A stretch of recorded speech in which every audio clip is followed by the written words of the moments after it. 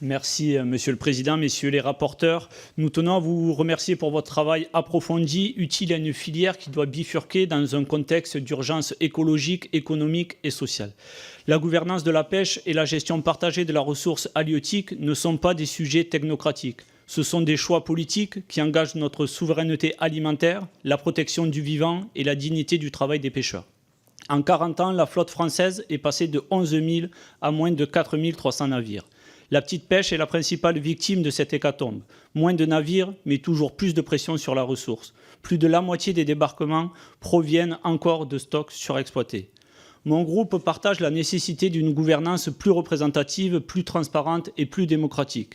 Mais cela suppose de rompre avec un modèle qui favorise la pêche industrielle au détriment des écosystèmes et de la pêche artisanale.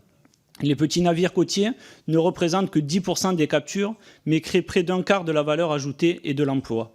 Ne devrions-nous pas les soutenir davantage? À l'inverse, les grands chalutiers, responsables de 84% des débarquements issus de stocks surexploités et de 90% de la destruction des fonds marins, vivent largement de subventions publiques. Cela vous semble-t-il cohérent? Ce modèle est socialement injuste, écologiquement dévastateur et économiquement absurde. Il y a urgence à inverser la tendance. La mer doit être considérée comme un bien commun et sa gestion redevenir collective. En ce sens, votre proposition 27 est tout à fait essentielle. Une pêche durable, c'est une pêche sobre, sélective et locale. Les méthodes destructrices, comme le chalutage de fond, doivent être abandonnées et les aides publiques et quotas conditionnées à des critères sociaux et environnementaux clairs. La création d'un observatoire de structuration des acteurs que vous préconisez apparaît alors indispensable.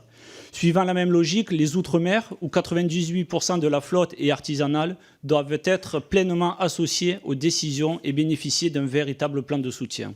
Votre rapport le souligne à juste titre. Refonder la gouvernance et associer l'ensemble des acteurs, des pêcheurs aux scientifiques, de l'État aux citoyens. Par conséquent, cette gestion partagée doit reconnaître les savoirs des marins et garantir des indemnisations justes lors des repos biologiques indispensables à la pérennité de la ressource. Le modèle des prud'hommies peut être, à cet égard, une source d'inspiration précieuse. C'est en associant les pêcheurs à la décision que nous construirons une véritable écologie populaire. Enfin, rappelons que les chaluts industriels représentent 57% des émissions de CO2 du secteur. Décarboner la flotte et investir dans la recherche est donc une réelle nécessité. La France insoumise soutiendra toutes les mesures qui protègent la ressource, renforcent la pêche artisanale et démocratisent la gouvernance. Mais nous sommes convaincus d'une chose, pas de transition contre les pêcheurs, pas de mer livrée au marché.